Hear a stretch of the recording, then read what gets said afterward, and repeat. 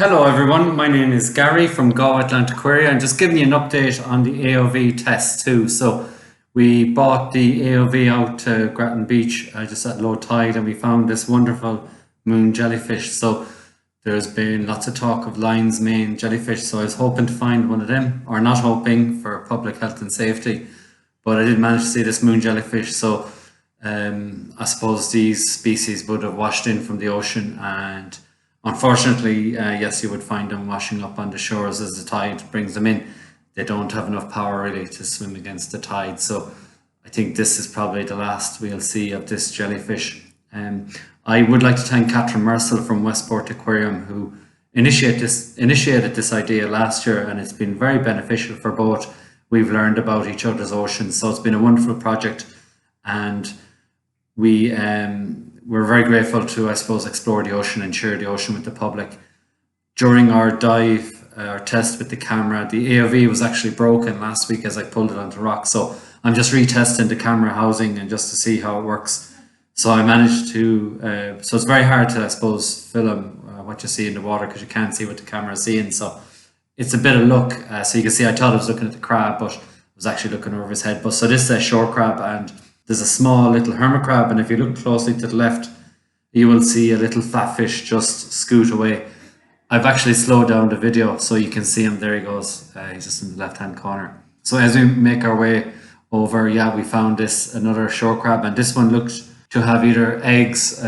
More than likely it's eggs. It's not a parasite, so it's a female crab, and so all the eggs are she's holding them inside her belly. So as you can see, she's quite aggressive. She didn't like the RV. Oh, here's a brown shrimp as well. Just watch it move, watch it explodes. Look, see, the camera can't even catch it and not slow down. But it's quite amazing how it jumps so quickly, yet it can land, either far or close away. So as we moved on, we also found another flatfish. This is actually a beautiful capture of the flatfish. So you just see him zooming off there as well. So it's a great time to be out filming. Actually, there's lots of life in Salthill. And as you can see, this is at very low tide, so I was pretty much walking through this, and it was just lovely to be out in the ocean, especially on a warm evening. Lots of examples of different types of seaweed as well, so your greens and browns, and it was just wonderful just to be walking over the sand just to see what I could find with the camera.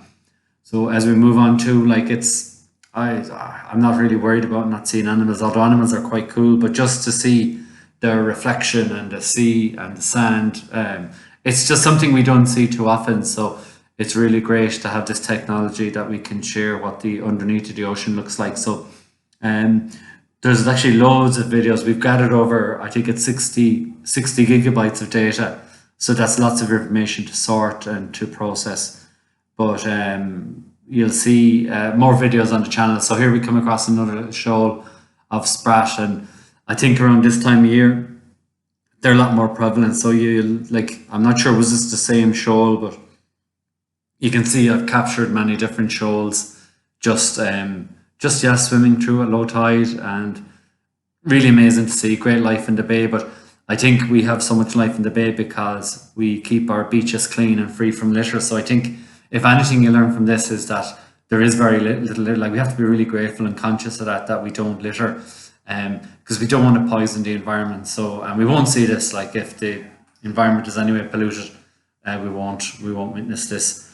So please keep our oceans free from litter. So as I was going through with the camera, you might notice some other fish in the background that I spotted earlier, but didn't notice, if you know what I mean. So yeah, here's a different shoal of sprat, and they weren't too nervous of the camera, but when the camera did get a little bit closer, you will see them shoot away. So I suppose the camera I'm using is quite basic, and I would love to have a more higher resolution camera as well. So we'll see. It's probably something to work up. The proof of concept really is that the device floats in the water, and it can also capture footage. In relation to actually capturing footage, that's another thing. It's a bit of hit or miss. So very lucky to capture a sea hare, and we'll see him now in a second. I'm not sure, the video has sketched a little bit, so I'm actually a bit ahead. So lots of limpets and dog whelk eggs on the rocks there. I don't know, did you notice that? So the more you kind of watch this, oh yeah, I see a little crab. See, I didn't even see him. just as I was shooting over. So at this time as well, it was a lovely time in the evening. I'm not sure which is better, to go out at low tide in the morning or at low tide in the evening. I've been trying different times, dates, rain, etc. And so I've been getting different results every time. So here we go. Here's our little sea here. This guy was beautiful. He was just sitting on top of the seaweed, and he doesn't weigh too much as well. You can't even see the seaweed moving. So guys, thanks for watching the video. I hope you enjoyed it. There will be a few more videos with the Transatlantic ROV project and some more updates as we cover the ocean more. So yeah, so check out the other videos, and you can follow our story. Just keep an eye on the hashtag Transatlantic ROV project. All right, stay safe. Bye.